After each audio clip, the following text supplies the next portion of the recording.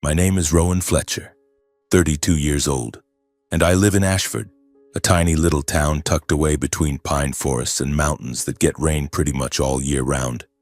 My job is fixing lights, but not office fluorescents or street lamps. I specialize in maintaining high-end lighting systems for art galleries, museums, and multi-million-dollar mansions. Sounds fancy, but in reality I spend my days climbing ladders, tightening screws, measuring lux levels, and wiping dust off bulbs. My life is so simple it's almost comical. Wake up, brew black coffee, fish the river in the afternoon, sit by the fireplace at night reading old books. I never thought I'd set foot in the world of the truly rich until the day my company called. This morning, head straight to Wynn Estate. The lighting system in the gallery is down and a VIP client is losing his mind. My boss said exactly one sentence and hung up. I didn't even have time to ask where the hell Wynn Estate was before the address popped up on my phone. North of Seattle, a property almost as big as my entire town. I tossed my toolbox into the bed of my beat-up pickup, threw on my faded Carhartt jacket, and hit the road. For the whole hour on the highway, I figured it was just a big house with a few expensive paintings and some burnt-out bulbs. I was wrong. Completely wrong. When the wrought iron gates swung open, I was genuinely stunned. A white gravel drive wound through towering red pines, flanked by marble statues and fountains that danced to music. The mansion rose like a forgotten castle in the woods. Gray stone walls, copper-green tiled roof, windows that stretched to the ceiling. I parked in the staff-only area, feeling like an ant that had wandered into a palace. An elderly butler in a perfectly pressed black suit led me down an endless hallway. The air smelled thick with sandalwood and money. I tried not to gawk as we passed portrait after portrait. They were so beautiful and real that I recognized Monet, Picasso, and a few names I'd only ever seen in books. Finally, the butler opened the door to the gallery and told me to fix the lighting system. Good God! I couldn't believe my eyes. The room was at least 5,400 square feet, with a ceiling 3 stories high and natural light pouring in silver white from a glass roof. Pristine white walls, walnut floors so polished you could use them as mirrors. Paintings hung from nearly invisible cables, each illuminated by its own dedicated museum-grade lighting rig. Tech I was proud to have installed in a couple of small galleries in Portland. Only here everything was dialed up to suffocating luxury. I swallowed hard, set down my toolbox, and opened the hidden technical cabinet behind a mirror. Touchscreen, dozens of controls, the most advanced DMX system I'd ever seen.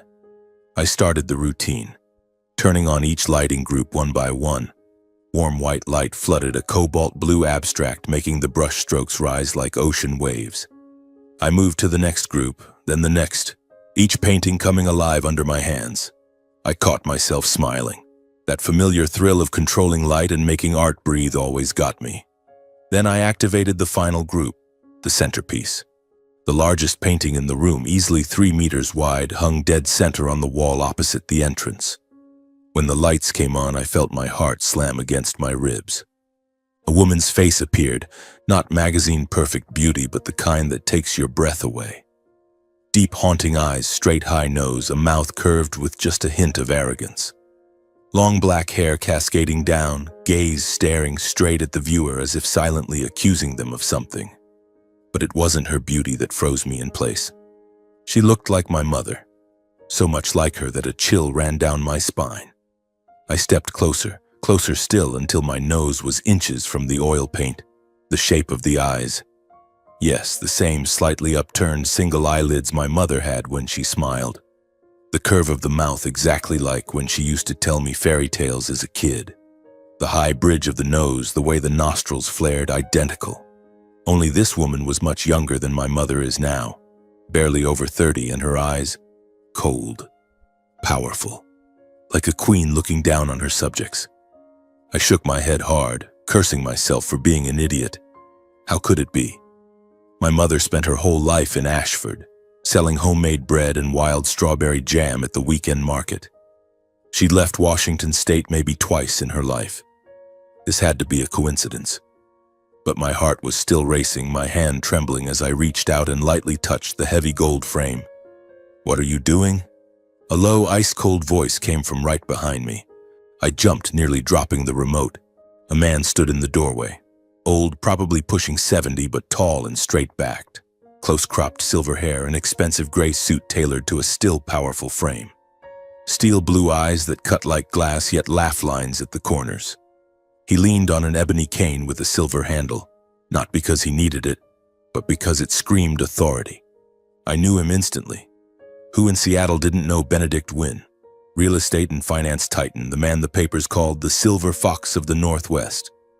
I once read he bought an entire island just because he felt like it.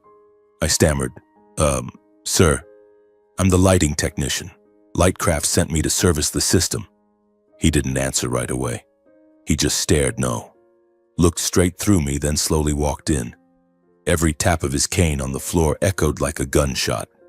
He stopped in front of the painting and looked up at the woman for a long, long time. So long it felt like the rest of the world disappeared and only the two of them remained. I stood frozen, barely breathing. Finally he spoke, softly but clearly. This was a gift for my wife when she was young. I nodded frantically and was about to go back to work when my mouth opened before my brain could stop it. She looks a lot like my mother, sir. When my mom was younger. Really looks like her. I bit my tongue. Why the hell did I say that? Idiot. But it was too late. Benedict Wynn's face suddenly went ashen. I saw the veins stand out blue beneath the thin skin at his temple. His hand gripped the cane so hard his knuckles went white. The cane trembled just a little, but enough.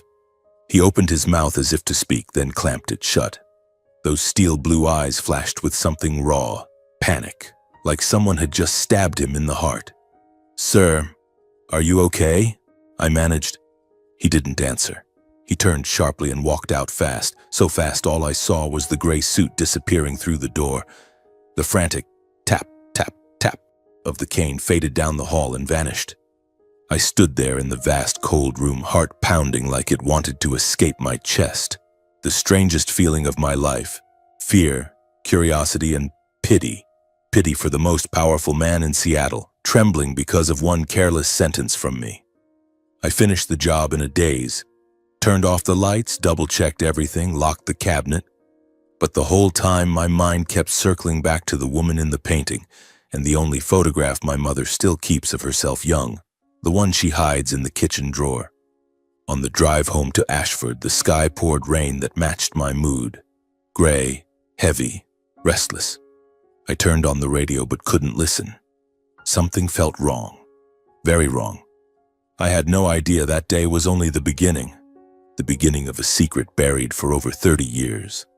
And it was about to drag me and my mother into a storm none of us saw coming. 3 days passed, and I worked like a zombie, fixing lights at a small gallery in Tacoma, replacing ballasts at a museum in Olympia. But my mind kept circling back to the silver-haired man in that painting. I didn't dare tell my mother. She's always been sensitive. Whenever I asked about her past, she'd get terrible migraines, so from a young age I learned to stay quiet. But this time, silence was torture. I dreamed the painting came alive. The woman stepped out of the canvas, called me in my mother's voice, then morphed into Benedict Wynn, cane in hand, eyes red and staring at me like I was a ghost. Wednesday morning I was sitting in the office, which was really just a converted old warehouse reeking of bulb oil and burnt coffee, when the secretary knocked timidly. "Rowan, someone's here to see you." "Who?" She swallowed hard and whispered, Mr. Benedict Wynn. He's waiting in the lobby and says he has to talk to you." I nearly dropped my coffee. I walked down the hallway feeling like my feet weren't touching the ground. There he was, sitting on the cheap plastic waiting room chair, his expensive gray suit glaring against the peeling paint and cardboard boxes. He looked smaller than before, shoulders slightly hunched, dark circles under his eyes like he hadn't slept in days. The ebony cane rested across his knees, both hands gripping it tight. When he saw me, he stood immediately, voice hoarse. "Rowan, I'm sorry for showing up like this. May I speak with you for a moment?" I nodded like a robot and led him to the meeting room. Really just a rickety wooden table and 4 plastic chairs. He sat down and exhaled as though a ton of bricks had just fallen off his chest. I haven't stopped thinking about you for the past 3 days, he began, voice low and trembling. About what you said in the gallery. About your mother. I swallowed. I'm sorry if I said something wrong that day. No. He raised a hand to stop me, eyes locked on mine. You didn't say anything wrong. On the contrary, you were right. So right that I haven't slept. He paused for a long time, searching for words. I saw his throat working. I want to meet your mother, he said almost in a whisper. Whatever it takes. My jaw dropped. Meet my mother? Why, sir, are you sure?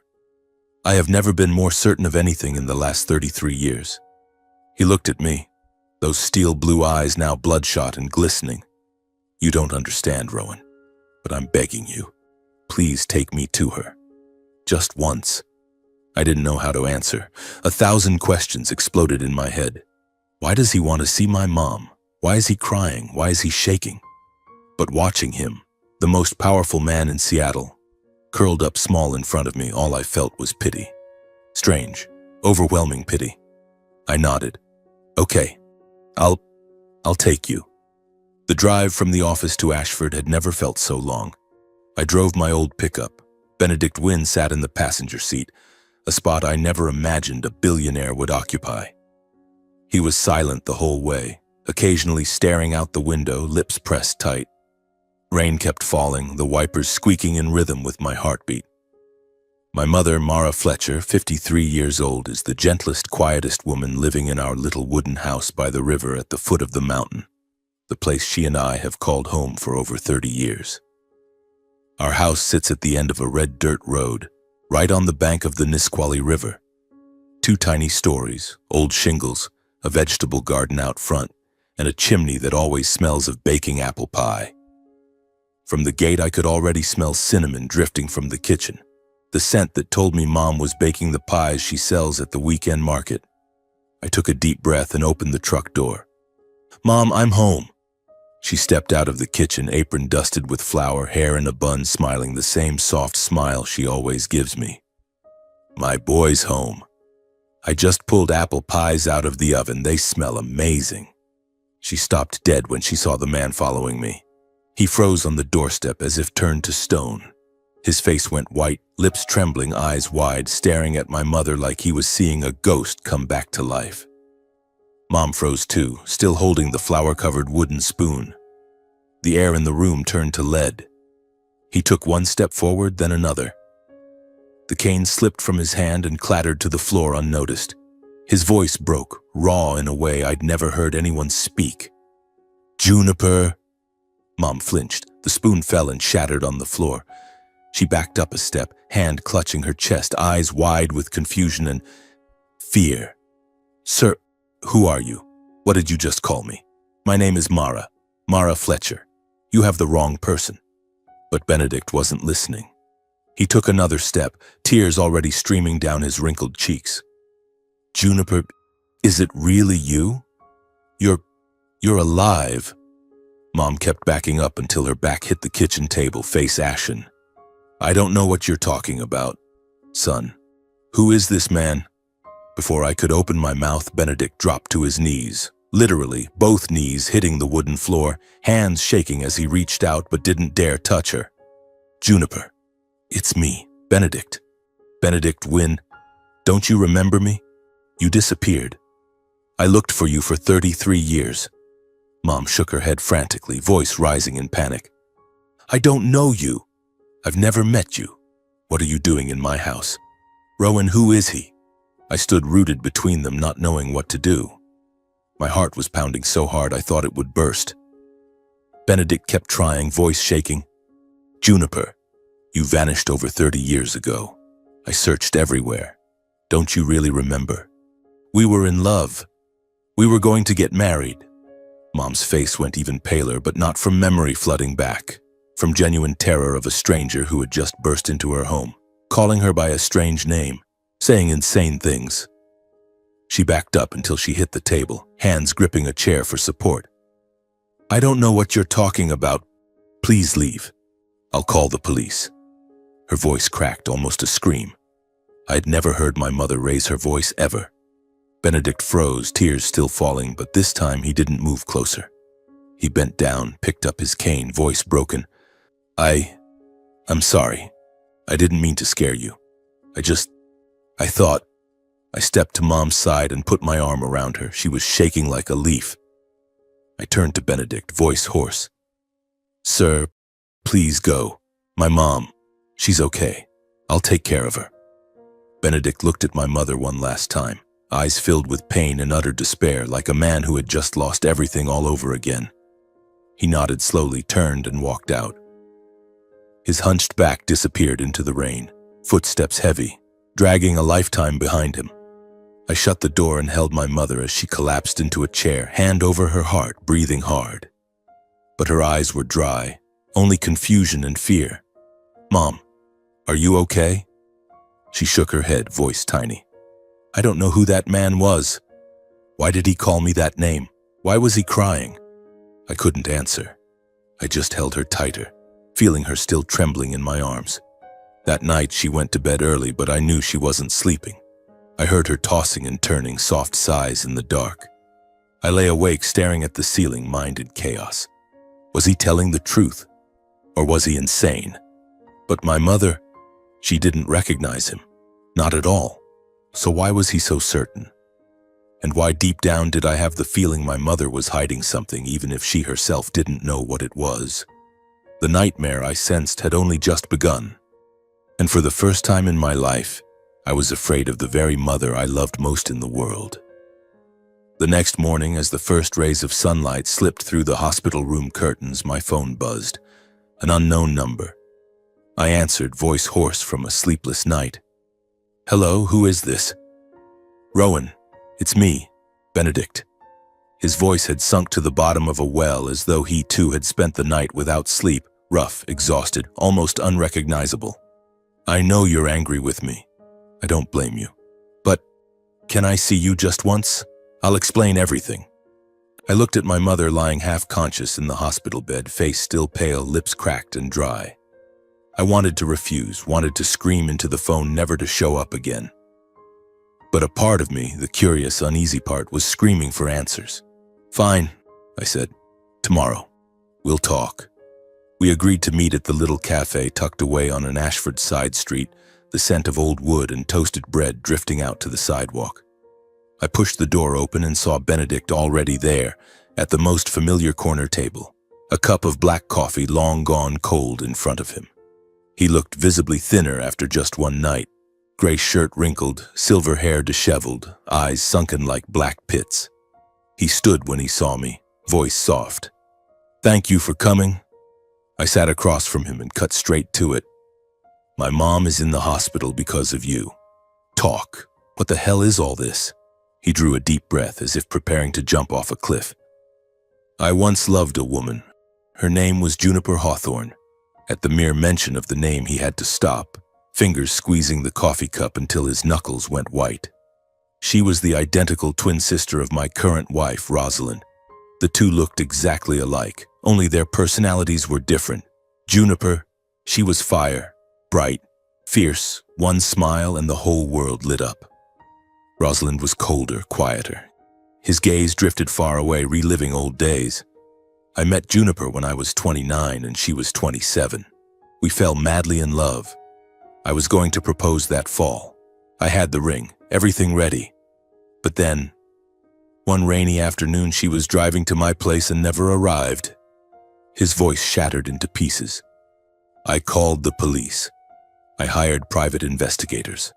I turned Seattle and the entire state of Washington upside down. Nothing. The car vanished. She vanished. All that was left was the coat she'd left in my car, still faintly smelling of her perfume. I sat silent, throat tight. For years after that, I lived like a corpse. I drank, I went mad, I nearly lost everything. The only person who stayed by my side was Rosalind. She took care of me, ran the company for me, wiped my tears every night. Eventually, I married her. Not for love, because I needed someone who looked like Juniper so I could keep breathing. Because I couldn't bear losing her completely. He lifted his eyes to me, red-rimmed. The painting in the gallery. I painted Juniper from memory more than 30 years ago. When you said your mother looked like her, I thought I was dreaming. Rowan, your mother is Juniper. I'm absolutely certain. The world spun. The entire cafe shrank until all I could hear was my own heart pounding. But my mom's name is Mara. She's lived here for over 30 years. She doesn't remember anything. Benedict nodded slowly. I know. She probably lost her memory after the accident, but I need to see her. Just once more. I need to know why she left without a word. I need to close this door, no matter how it closes. He reached across the table and grasped my hand. His was ice cold and trembling. Please, let me see her. I looked into the eyes of a man who had carried this pain for half his life, and I nodded. I never imagined I had just opened a different door, one that led straight to hell. The days that followed were the longest of my life. Benedict started coming to the house regularly. No luxury car, no bodyguards, just him driving an old Jeep, wearing turtlenecks and faded jeans, looking more like a retired grandfather than a billionaire. He brought donuts, wildflowers picked from the roadside, old photographs carefully wrapped in plastic to keep them from creasing. But my mother hid from him. Every time she heard his car pull up, she quietly slipped out the back, locked herself in her room, or pretended to sleep. Once he stood on the porch for a full hour in the drizzle. I finally invited him in, but Mom never came down. I made him tea and listened to him talk about Juniper, about weekend drives along the Oregon coast, about the time she laughed until she cried because he dropped an entire cake on his shirt. I was torn in half between them. On one side, my mother, the woman who raised me on toast and fairy tales, now curled up inside an invisible terror. On the other, the silver-haired old man who showed up every day with a flicker of hope in exhausted eyes. Then one pouring afternoon, Mom called me into her room. Son, tell him to come in. I could hardly believe my ears. Benedict stepped inside, soaked, rain dripping from his hair onto the floor. He stopped at the kitchen doorway, afraid to take another step, as if one more might shatter everything. Mom sat at the table, hands wrapped around a mug of herbal tea, staring straight ahead. Mr. Wynne, she said, voice unnaturally calm, though I could hear the tremor beneath it. I am a woman who had a husband and a son. My husband died 10 years ago. I have a peaceful life here, and I want to keep it that way. Benedict stood frozen. I truly don't remember the woman named Juniper you keep talking about. Maybe long ago I knew you, maybe I once had feelings for you. I don't know, but that person, if she really was me, no longer exists. For more than 30 years I have lived here as Mara Fletcher, Rowan's mother, and that is the only life I know. Please respect that. He opened his mouth, but no words came. Mom continued, voice soft yet sharp as a blade. Please don't come here anymore. Don't bring the past to destroy my present. I'm begging you. The air in the kitchen was so heavy I could hear every raindrop on the roof. Benedict bowed his head for a very long time. Then he nodded, slowly, like a man whose spine had just been pulled out. I understand, he said, voice raw. I'm sorry for disturbing you. I won't come back. He turned and walked out, shoulders hunched under the rain. I ran after him, wanting to say something, but he only raised a hand to stop me. Let her be, Rowan. She's chosen her new life. I'm just the past. He climbed into the Jeep and drove off without looking back, disappearing around the bend in the downpour. I went back inside. Mom sat motionless, the tea long cold in her hands. She wasn't crying. She just stared out the window where the rain kept falling. I stood behind her, wanting to hug her, but not daring to. Because for the first time I realized my mother no longer knew who she was. And that feeling hurt more than anything I had ever experienced. In the weeks that followed, our house sank into a heavy silence. Mom still got up early to bake, still weeded the garden, still smiled at me every morning, but that smile was as fragile as the sugar glaze on sponge cake. One light touch and it would shatter. She never mentioned Benedict again, never asked if he had come back. It was as if, by never speaking of it, the whole thing would simply disappear. But I couldn't stop thinking. I began watching Benedict from a distance. He truly never came to the house again, yet I still saw him. He would park 2 streets away in his old Jeep and just sit there, staring toward our kitchen window. On the coldest nights when the wind cut like a knife, he stayed until late, breath fogging the windshield. I watched from behind the curtains as he wiped the glass, looked again, wiped again. He never honked, never got out. He just sat like an old man waiting for someone from a past life to return. I knew he wasn't lying. A man with his power had no reason to stage such a clumsy act. But my mother wasn't lying either. She had never lied to me, not once. So where was the truth? That question gnawed at me every day. I started remembering the tiny moments when, as a child, I'd asked, "Mom, where were you from before?" She would only smile, pat my head, then suddenly clutch her temples in pain. My father, the gentle man who died 10 years ago, would pull me outside and whisper, "Don't ask your mother about the past, son. It gives her terrible headaches." I was little, so I obeyed. Eventually, I stopped asking. Now, looking back, I wanted to slap myself for being so stupid. The unease grew until I couldn't sleep. I lay in bed listening to the Nisqually River rushing outside, the wind whistling through the cracks, and I knew I had to do something. I couldn't keep pretending everything was normal. I started investigating, alone. First, old Mrs. Gladys at the general store. She's so old she needs a cane, but her memory is sharp as ever. "Oh, your mother wasn't from around here," she said, chewing gum, squinting at me. I remember it clear as day. One stormy night, your dad carried a soaking wet woman up from the riverbank, covered in blood. He was shouting for help. I was young then, ran out to see. Lord, she was beautiful, like an angel fallen to earth. But her face was bruised, her head split open. I swallowed hard. Then what? Your dad took her to the old clinic. A few days later, she woke up, but she didn't remember anything. No name, no home, no one came looking. Your dad brought her food every day. Then, somehow they fell in love, got married, and you were the result of that rainy night. I thanked her, heart pounding, and ran straight to old Tom, the former town sheriff. Tom sat in his creaky armchair, taking a long drag on his pipe. "Yeah, I remember. The file's still there. It was my first case as a rookie. I wrote the report myself. Unidentified woman, no ID, no fingerprints in the system, no missing person report that matched. We called her Jane Doe for a while, but the doctor said she needed a real name for the paperwork. Your dad suggested Mara, said it sounded like the river flowing, and that's how she became Mara Fletcher." He looked at me through cloudy eyes. "Want to see the file? It's still at the old clinic. Helen keeps it." I bolted out of his house like the devil was chasing me. The old clinic is now just a leaning 1-story wooden building, the white lettering on the sign half peeled away. Helen, the retired nurse who still volunteers to watch the place, opened the door with a warm, wrinkled smile. "Rowan, haven't seen you in ages. Come in, it's cold." I gave her the short version. She listened, nodded, then without a word led me down to the basement.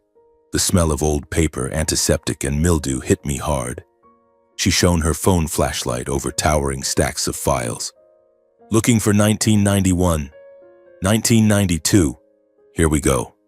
She pulled out a thick, yellowed cardboard folder tied with red string, handwritten on the cover in faded ink. "Emergency case, female, approximately 28 to 32 years old, identity unknown, October 14th, 1991. My hands shook as I opened it. First page, the old sheriff's report. Female found unconscious at 2:13 a.m. on the Nisqually Riverbank near the old wooden bridge, multiple traumatic injuries, signs of fall from height or motor vehicle accident. No identification, no matching missing person reports. Next page, doctor's notes. Multiple contusions to head, torso, limbs. 3 fractured ribs, severe traumatic brain injury. Evidence of prolonged oxygen deprivation, suspected near drowning. Prognosis poor. I turned the pages, paper rustling loudly in the silence. Entry from the 7th day after the accident. Patient regained consciousness. Responsive to light and sound, however, complete long-term amnesia.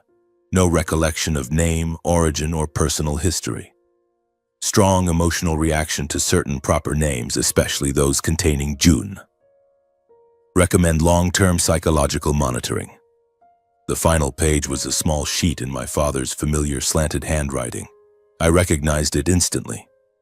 I request to take responsibility for the care and support of the patient. New name, Mara Fletcher. Reason, no known family. Below it, my father's signature next to the doctor's and the sheriff's. I sank to the basement floor, the folder falling with a thud.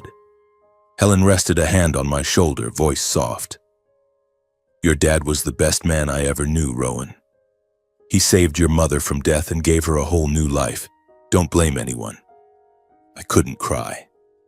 My throat just locked tight as if someone were squeezing it. I took the old folder home and hid it under my bed. That night I didn't sleep. I sat by the window staring at the river, watching the black water rush under the moon. More than 30 years ago, my mother, or Juniper, had washed up here, nameless, memoryless, nearly dead. My father saved her, gave her a new name, loved her, gave her a son. And Benedict Wynne had been searching for her for 33 years straight. 2 men, 2 lives, 1 woman. And I was standing right on the fault line of a truth buried so deep I was terrified I might fall in.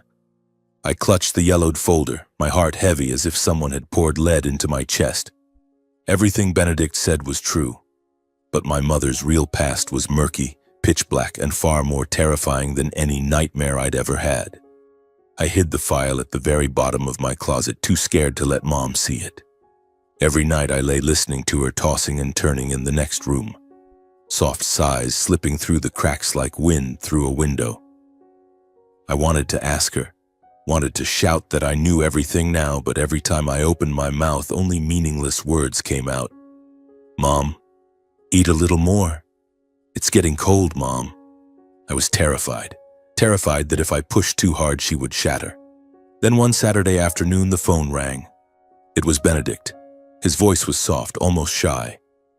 Rowan, I'm having a small gathering at the house this weekend. Just a few old friends. Nothing loud. I'd like to invite you and your mother. I want to apologize to her properly in front of everyone so she knows I mean no harm. I was about to refuse instantly, but he added one sentence that silenced me. If she doesn't want me around after this, I will never bother her again. Just this once. I told Mom. She was kneading pumpkin pie dough. Her hands froze mid-air, white flour drifting down like snow onto the cutting board. There's no need, son. I don't want to go. But I knelt beside her and took her hands. Those flour-dusted, calloused hands that had washed dishes, kneaded dough, and wiped my tears for over 30 years. Mom, I think you should go. Just once. To put it all behind us. I can't stand seeing you this afraid anymore. She looked at me for a long time. Her eyes clouded, then she nodded, voice barely audible. All right, for you I'll go. The day came faster than I expected. I drove Mom up to Wynne Estate. She wore her old forest green wool dress, the one she saved for holidays, hair pinned up, no makeup. I saw her nervously adjust the rearview mirror several times. I squeezed her hand. If you don't want to do this, we turn around right now. I promise. She forced a smile, but her hand was ice cold. The gates opened. This time no butler. Benedict himself was waiting on the front steps, wearing a gray turtleneck, silver hair neatly combed, holding a bouquet of pure white daisies. He bowed deeply as Mom stepped out of the truck. Thank you for coming, Mara.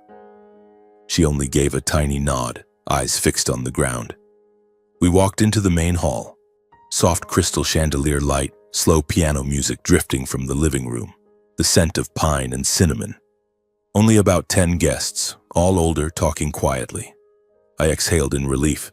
No lavish party like I'd feared. Then everything collapsed in a single second. The living room doors opened and Rosalind Wynne walked in. She was beautiful in the cold, polished way of old money. Platinum blonde hair in an elegant updo, long black silk dress, diamond necklace glittering. She held a champagne flute, smiled politely at the guests, then her gaze swept the hall and stopped. Stopped dead on my mother's face. Time froze. I saw every stage on Rosalind's face.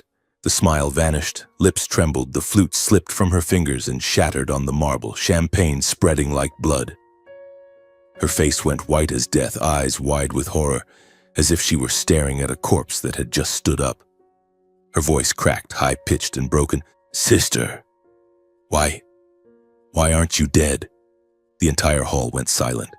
Rosalind lunged forward 2 steps, finger pointed straight at my mother, shrieking, "You were supposed to be dead. I pushed you into the river myself. How are you still alive? How dare you come back here?"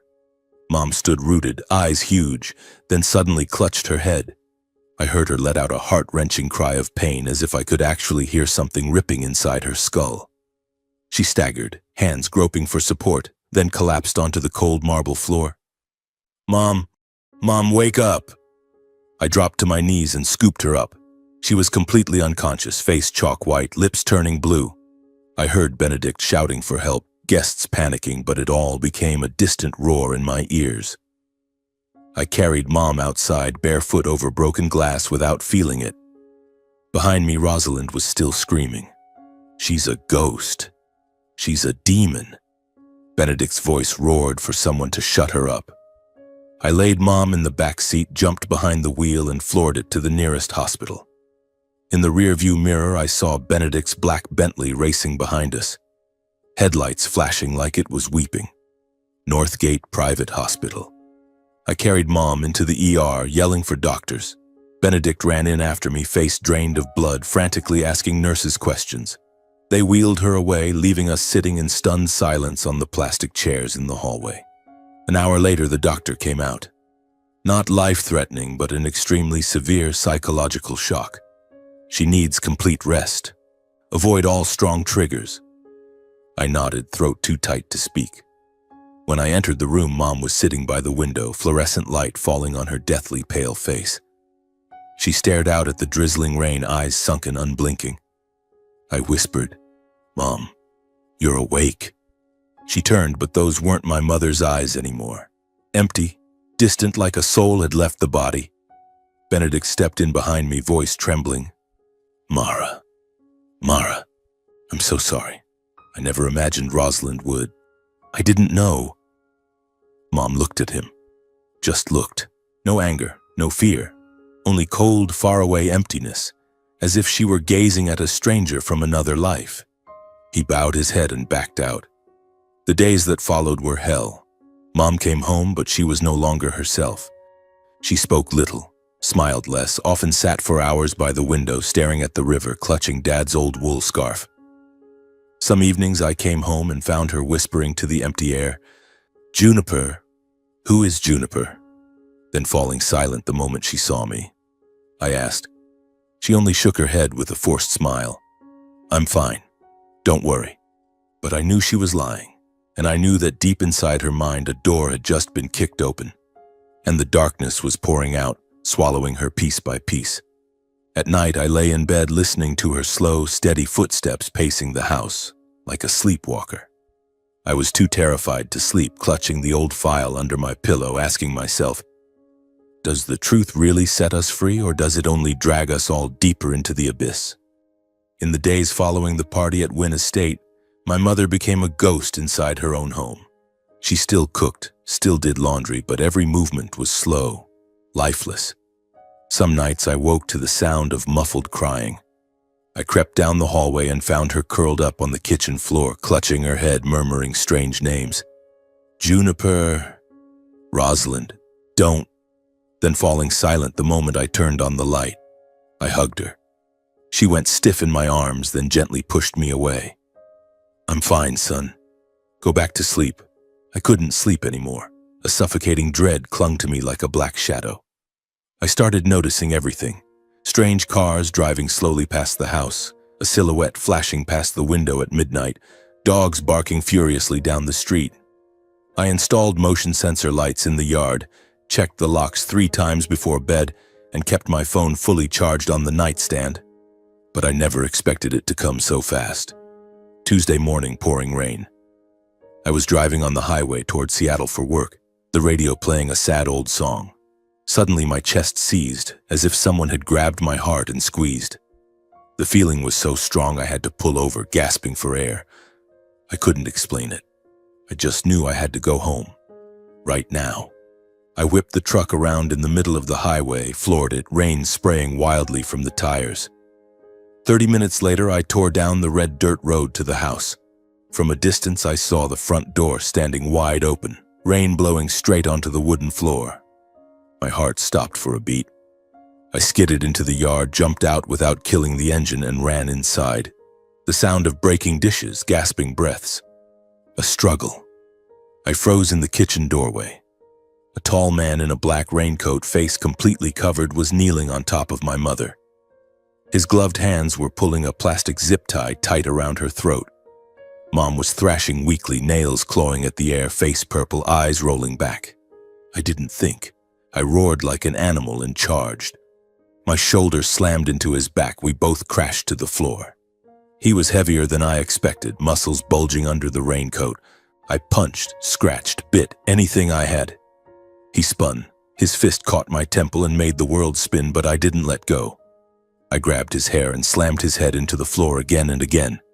Let go of my mother. Furniture flew. Chairs overturned, vases shattered, the dining table flipped. The air stank of blood. Mom coughed and wheezed, crawling away, hands clutching her throat. The masked man realized he was losing. He shoved me hard. My back slammed into the cabinets, pain exploding through me. He vaulted through the kitchen window, glass exploding outward, raced across the yard, and leapt into a waiting black SUV. I staggered after him, just managing to catch the license plate before it sped away in the rain. WYN 774. I wanted to chase him, but Mom's choking gasp spun me around. Mom, are you okay? She lay curled on the floor, the zip tie leaving angry red welts around her neck, eyes closed but still breathing. I scooped her onto the sofa, hands shaking as I dialed 911. Someone broke into my house. My mother was strangled. Hurry. 1427 Riverbend Road, Ashford. While waiting for the police, I knelt beside her, stroking her hair, crying like a madman. Mom, say something. Where does it hurt? She opened her eyes, breathing shallow, but forced a crooked smile. I'm okay. My boy. 2 officers arrived in 15 minutes, soaked red and blue lights painting the whole property. They photographed the scene, dusted for prints, took my statement while my hands still trembled. I told them everything, how my gut had screamed at me. The only thing I remembered was the plate. When they left, the house sank into a deathly silence, only the rain drumming on the roof and Mom's faint breathing.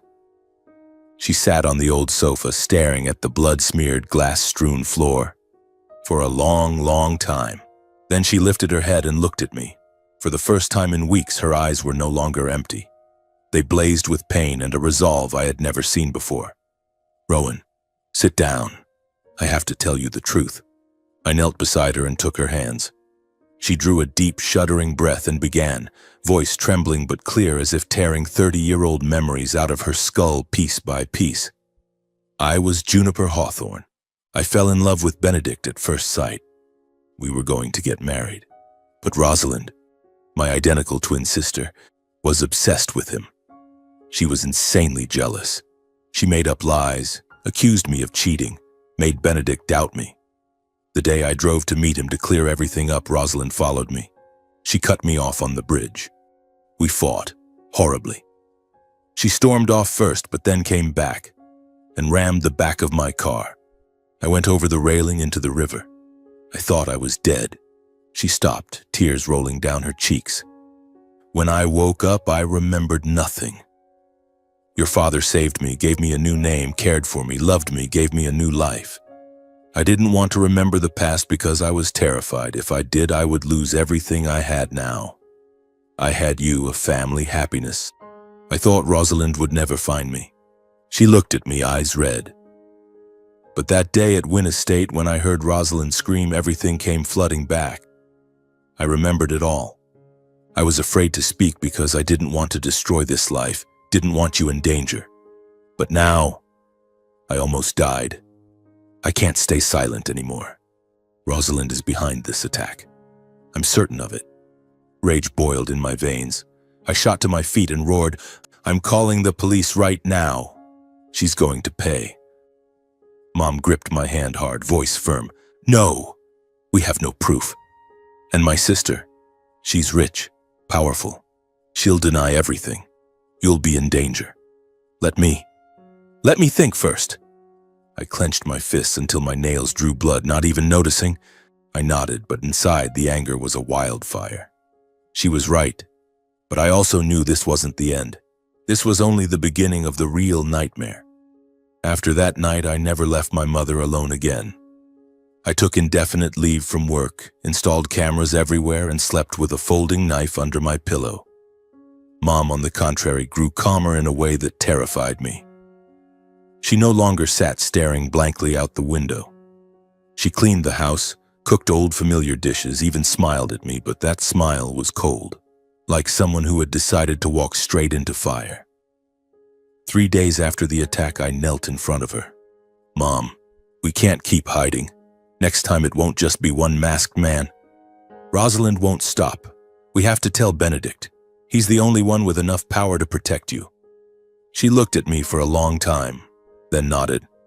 All right, take me to him. I called Benedict. He picked up on the first ring, voice hoarse from sleepless nights. Rowan, what is it? I have something important to tell you. Mom and I are coming over. An hour later, we were at Wynn Estate. The moment we stepped into the main hall, I felt a thick, oppressive silence enveloping everything. No staff, no guests, just the soft glow of the crystal chandelier falling on cold marble like a frozen winter lake. Benedict appeared without a word, motioned for us to follow, and led us straight to his study. A dark, oak-paneled room smelling of old tobacco and leather, heavy with decades of secrets. He closed the door, turned to my mother, voice trembling. Mara, are you all right? The attack. Rowan told me. Mom cut him off. She took one step forward, stood directly in front of him, and looked him straight in the eye. Benedict, she said, voice steady, unshaking. I remember everything now. The world stopped. Benedict froze. His face went ashen, lips moving soundlessly. Then he staggered back a step, hands reaching out as if to touch her, but afraid she would vanish. Tears welled up and rolled down his wrinkled cheeks. Juniper, you really remember? Mom nodded. Yes, I remember everything. I remember you, the afternoons on Cannon Beach, the ring you hid in your coat pocket, the rainy night on the Nisqually Bridge, and how Rosalind pushed me into the river. Benedict broke. He collapsed to his knees, wrapped his arms around her as if she might dissolve, and sobbed. Deep, wrenching sobs that echoed through the huge room. The cries of a child who had lost his mother for 33 years and just found her again. Juniper, I'm sorry. I'm so sorry. I searched for you all these years. I thought you were dead. Mom stroked his hair gently, but her eyes stayed dry. She let him cry for a long time, then softly pushed him away, voice still calm. Benedict, listen to me. 3 days ago, Rosalind hired someone to kill me. The second time. Benedict's face changed instantly. He rose, eyes blazing with a fury I had never seen in a 70-year-old man. Son, show him the license plate. I held up my phone. Photo of WYN 774. Benedict stared, knuckles turning white as he gripped the phone. His voice dropped to ice. Fine. Leave the rest to me. Within 24 hours, Wynn Estate became a war room. Private security, lawyers, investigators, financial experts, ex-FBI, everyone mobilized.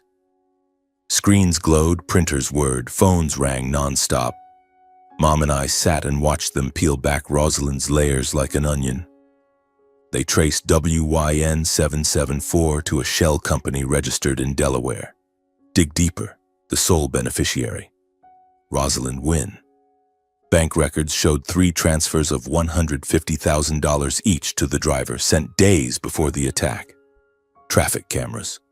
The black SUV circling our house for 10 straight days. Then they dug into the past. They found Mom's old green Volvo in an Ashford evidence impound. Still there, rusted, dusty. Clear rear-end damage, metallic green paint chips. Cross-referenced with Rosalind's 1991 insurance file. Her Mercedes had a full front-end rebuild the week after the accident, listed as minor collision. Everything matched perfectly. Benedict sat in front of the screens, hands shaking as he held the documents. He said nothing for a long time. Then, in a broken whisper, "I slept next to a murderer for 33 years. The confrontation happened exactly 4 days later in the same grand living room where Rosalind had once screamed, "Why aren't you dead?" Rosalind walked in wearing a crimson dress, lips blood red, smirking when she saw my mother. "Oh, dear sister is back? What act are you putting on this time?" Mom stood tall, voice like ice. "Rosalind, why? 2 attempts to murder your own twin sister just for a man? Do you even know what it means to be human?" Rosalind laughed, a shrill, piercing laugh. "Human? You're the venomous snake. You stole Benedict from me. I was the one he loved first. You barged in, you—" Benedict stood. He walked over and slapped her hard across the face. The sharp crack silenced the entire room. Then he threw the stack of evidence at her feet. License plate, transfers, car records, old crime scene photos. Everything. Rosalind bent down, hands shaking as she flipped through the pages. Her face went from red to white to green. "No. Impossible. Where did you get?" Benedict roared, "You killed Juniper. Twice. You lived in my house, slept beside me, smiled at me. While you pushed your own sister off a bridge and hired a thug to strangle her. I was blind for 33 years. Rosalind collapsed, clutching his legs, sobbing and begging. "I loved you. I just wanted you to be mine. She deserved to die. She came back to steal you again. The doors burst open. 6 federal agents marched in, followed by lawyers and a prosecutor. "Rosalind Wynn, you are under arrest for first-degree attempted murder, conspiracy to commit murder, and financial fraud." The handcuffs clicked. Rosalind screamed, thrashing, hair wild, makeup running. She turned one last time, eyes bloodshot, glaring at my mother. "You witch! I curse you. You took everything from me." Benedict turned away, refusing to look. The doors closed. The screaming faded, then stopped. The room fell silent. Benedict sank into an armchair, hands covering his face, shoulders shaking. Mom walked over and placed a hand on his shoulder. I stood behind her, my hand on hers. Outside the window, the rain had stopped. A weak ray of sunlight broke through the clouds, falling across the floor, right where Rosalind had just knelt. The truth, though late and soaked in blood, had finally won. But that victory didn't bring instant laughter. It only brought silence, heavy, wounded silence that hadn't yet healed. The trial lasted 6 straight weeks, turning the Seattle federal courthouse into a media circus. Every morning I drove Mom there. We had to push through a forest of lenses, reporters shouting her name like she was a movie star. "Mrs. Hawthorne, will you forgive your sister? Mr. Wynn, do you regret marrying a murderer?" I held Mom's hand tight, shielding her with my body while Benedict followed behind, face stone cold, not answering a single question. Inside the courtroom, the air was even thicker. Rosalind sat in the defendant's chair, still trying to keep her initial haughtiness. Hair in a high bun, elegant black dress, blood-red lipstick. But by the 3rd day, the mask began to crack. Benedict's lawyer, a tall, thin man with a voice sharp as a blade, presented the evidence one by one. Bank transfers, the license plate from the attack, the 1991 insurance file, and the green Volvo pulled from the Nisqually River, still bearing the clear rear-end dent and flecks of metallic green paint. At first, Rosalind sneered, calling it all fabrication and slander. But when photos of her Mercedes after its full front-end rebuild appeared on the giant screen, she started shaking. When the witness, her former bodyguard Marcus Hale, took the stand and testified that Rosalind herself had paid him to take care of the woman in Ashford, she leapt to her feet and shrieked, "Traitor! I paid you to kill her, not to sell me out." The courtroom erupted in gasps. The judge pounded the gavel. I sat there, face white, nails digging into the armrest until they drew blood. Mom testified in week 4. She walked to the stand in her old forest green wool dress, hair in a low bun, no makeup. She recounted the rainy night on the bridge, voice calm, clear, never once looking at Rosalind. When she said, "I heard my own sister laughing as my car went into the water," the entire room fell dead silent. I saw Rosalind's head drop, shoulders trembling. I couldn't tell if it was crying or rage. Sentencing day came on a freezing November morning. The judge, an older woman with stern eyes, read the verdict without emotion. Rosalind Wynn, the court finds you guilty of first-degree attempted murder in 1991, conspiracy to commit murder in the current year and related charges. Sentence: 28 years imprisonment, no possibility of parole. The gavel fell like thunder. Rosalind jumped up one last time, screaming like a madwoman, "I'm not guilty. She stole everything from me." 2 officers forced her down, cuffed her, and dragged her away. She turned one final time, eyes burning with hatred and fear, toward my mother. I hugged Mom. She didn't cry. She only whispered, "It's over, son." After the trial, Benedict moved fast and decisively. He filed for divorce that same week. He revoked every asset ever transferred to Rosalind.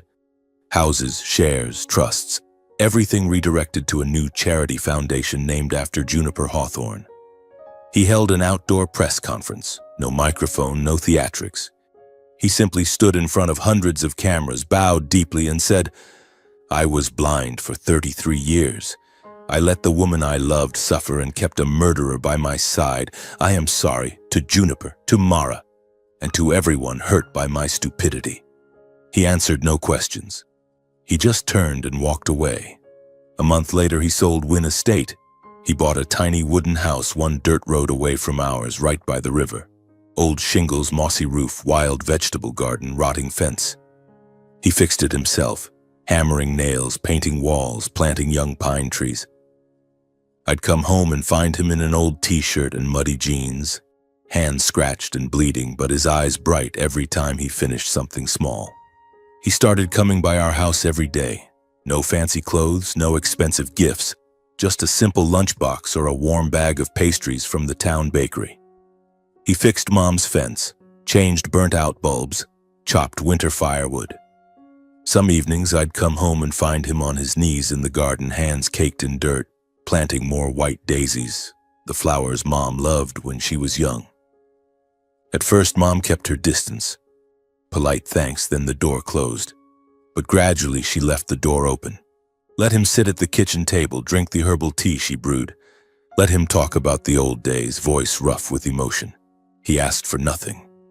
He just stayed close quietly, as if saying, "This time I'm not going anywhere." Then one late autumn evening, the air crisp, pine needles covering the yard, we sat in our little kitchen. The old familiar smell of baking apple pie and crackling firewood in the stove. Benedict had brought a bottle of red wine from his old cellar, but none of us touched it.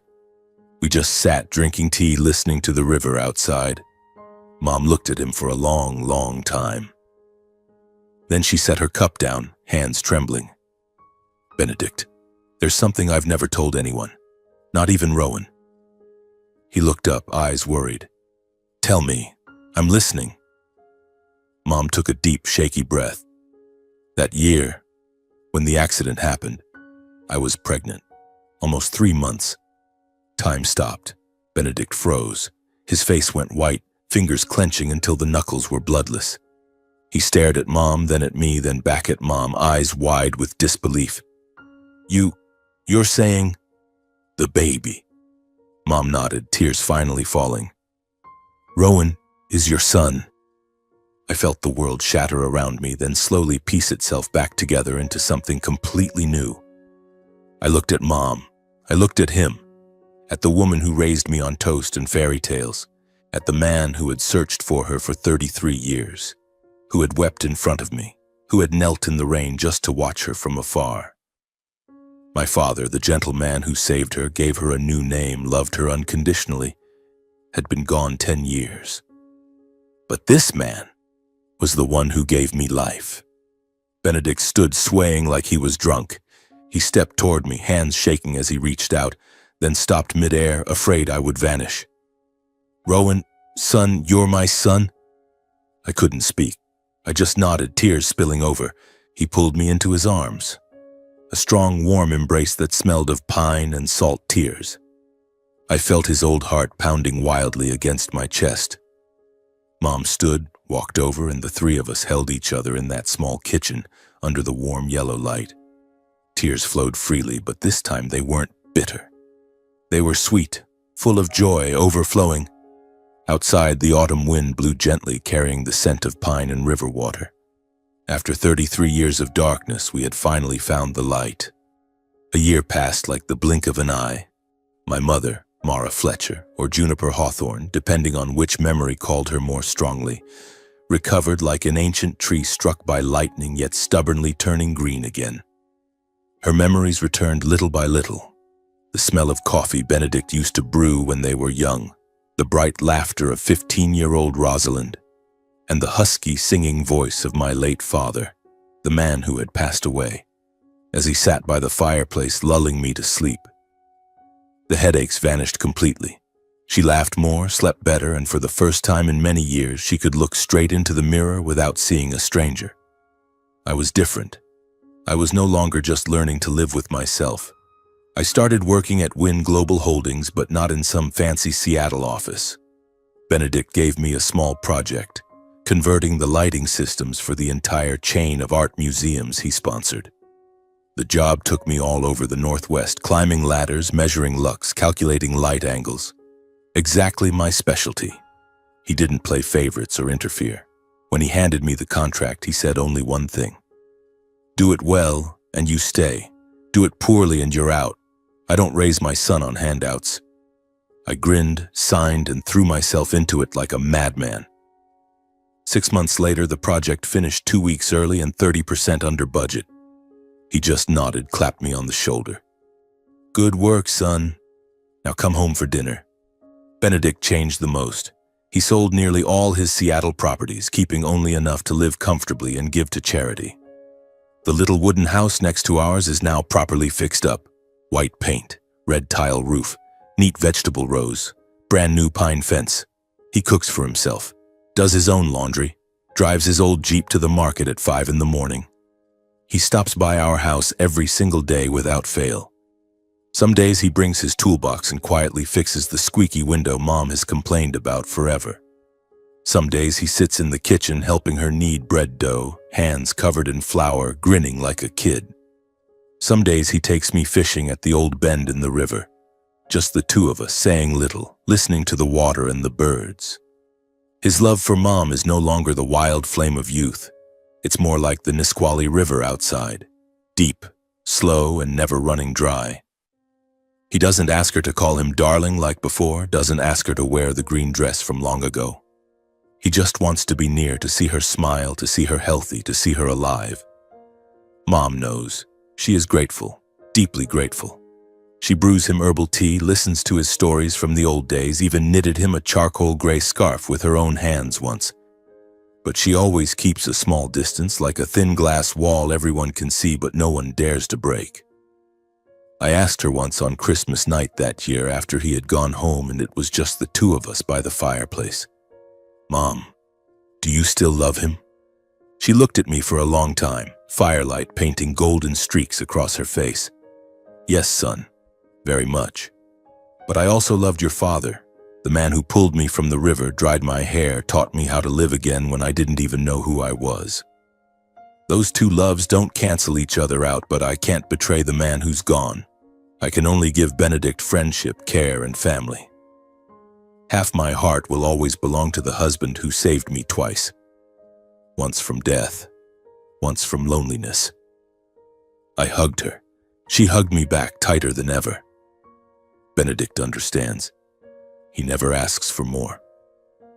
Once I saw him standing in the garden watching Mom pick apples, eyes shining but mouth smiling. Later he whispered to me, "All I need is to see your mother healthy and happy. Whatever years I have left, I'll spend making up for the past, even if all I can do is stay close." I have never seen such patience. I changed too. I'm no longer just Rowan Fletcher, the quiet guy from a small town. I learned to call him Dad naturally, to listen to his business stories without getting bored, to say proudly to colleagues, "My father is Benedict Wynn." I still fix lights, Still love the smell of bulb oil and old wood, but now I have a father to share things with, to ask advice from, to lean on when I'm tired. Some evenings I come home and the three of us sit around the table. Mom's old beef stew, Dad telling a joke from decades ago that makes her laugh until tears come, and me in the middle looking at these two gray-haired people and feeling impossibly lucky. I have two fathers, one who gave me life, one who gave me a life. I have a mother strong enough to rise from ashes twice, and now we have each other. Not perfect, not loud, but real and lasting.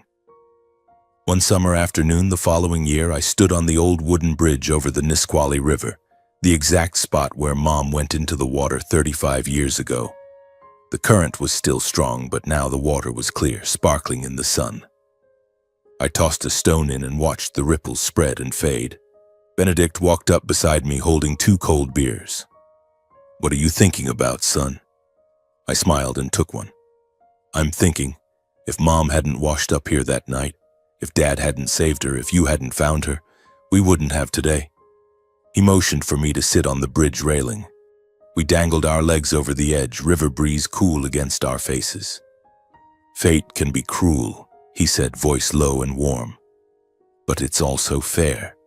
It took 33 years from us, but it gave us the rest of our lives in return.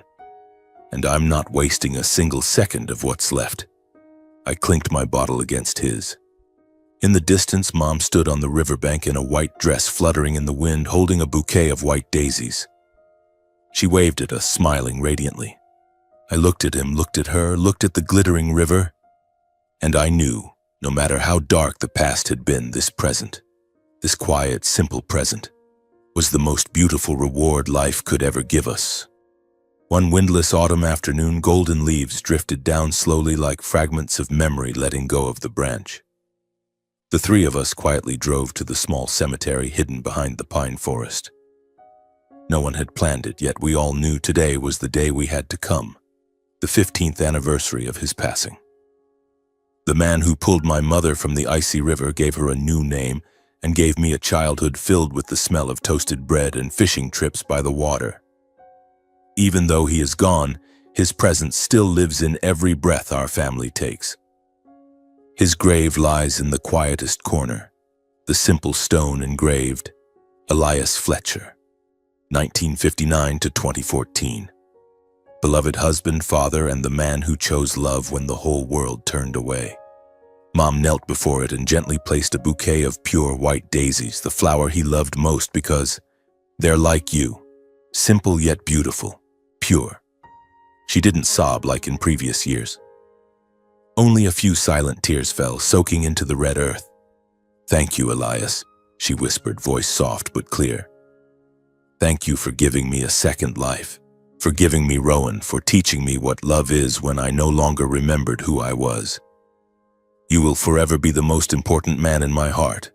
I stood behind her, hand on her shoulder. Benedict stood beside me, one step back, cap in hand, head deeply bowed. He said nothing, but I knew he was saying thank you to the man who had loved and protected this family in his place for so many years. I looked at my adoptive father's gravestone, then at Benedict, then at Mom. Standing between my two fathers, one who gave me life, one who gave me a life, I finally understood what true fortune means amid pain that once seemed impossible to survive. I looked back on my own journey, from the childhood days when I only knew Mom got terrible headaches whenever the past was mentioned, to the day I walked into the Wynn Estate Gallery and saw the painting that looked so much like her it chilled my blood. From the moment Mom collapsed upon hearing the name Juniper, to the night I carried her out of the mansion amid Rosalind's screams of horror. From nearly losing her to a zip tie around her throat, to the day we watched Rosalind dragged away in handcuffs. From the second I learned Benedict was my real father, to the quiet evenings the three of us sat by the fireplace, understanding each other without needing words. I once thought those losses were the end. Now I know they were only sharp turns leading me to a different road, one of truth, forgiveness, and a love I never dared dream of. I realized Benedict's patience wasn't just love for Mom. It was silent atonement, a belated apology he thought he would never get to give. Cruel fate stole 33 years from him, but in its mercy gave him the rest of his life to make amends. I learned that memory is a vital part of being human, but losing memory doesn't mean losing the value of life. Mom lived beautifully and fully for 33 years without a past, with love, kindness, warm loaves of bread, and bedtime hugs. She proved that a person can start over from zero and still build a warm family. I learned that silence can sometimes be the greatest form of sacrifice, like the way Mom preserved her memory of Elias, refusing to let returning old love overshadow the love that saved her from death. She chose to honor the man who was gone, even though her heart still fluttered when Benedict brewed coffee exactly the way she liked it decades ago. I understood that family isn't only blood. Family is who stays when the storm hits, who never lets go even when the world collapses. Elias Fletcher saved my mother, gave her a new name, raised me for the first 19 years of my life. He didn't give me life, but he was my father in the most beautiful sense of the word. And Benedict Wynne, my biological father, who had to learn fatherhood from scratch with patience, humility, and the love of a man who once lost everything. Between the two of them, I am the luckiest person alive. I realize that truth, no matter how late it arrives, has a healing power no empty words can match. It hurts, it rips open old wounds, but it is also what stitches broken lives back into a complete picture. From my own life, I drew one simple yet profound lesson. No wound is meaningless. Every cut, every pain, every sleepless night leads us to a stronger, kinder, more grateful version of ourselves. If you are reading these words and facing your own darkness, I only want to say one small thing. Don't run so fast trying to escape it. Keep one small light with you, maybe patience, maybe kindness, maybe just one person you can trust. That light won't chase the darkness away instantly, but it will guide you through step by step until you see the light at the end of the tunnel. Forgiveness isn't about erasing someone else's guilt. Forgiveness is about freeing yourself from the invisible chains that have held you too long. And finally, I believe that loving the right person in the right way, no matter how late it comes, is always worth the wait. The way Mom waited 33 years to hear her real name spoken again. The way Benedict waited a lifetime to hold me once. The way Elias waited for Mom on that riverbank like fate itself, on a rainy night no one could have foreseen. If love is real, it will always find its way home. I stood up from Elias's grave, wiped my tears, and looked at Mom and Benedict holding hands in silence, saying nothing. A gentle autumn breeze carried the scent of damp earth and fallen leaves. I smiled. This isn't a fairy tale happy ending. This is a real one, quiet, simple, and beautiful enough to move the soul. And for me, that is more than enough.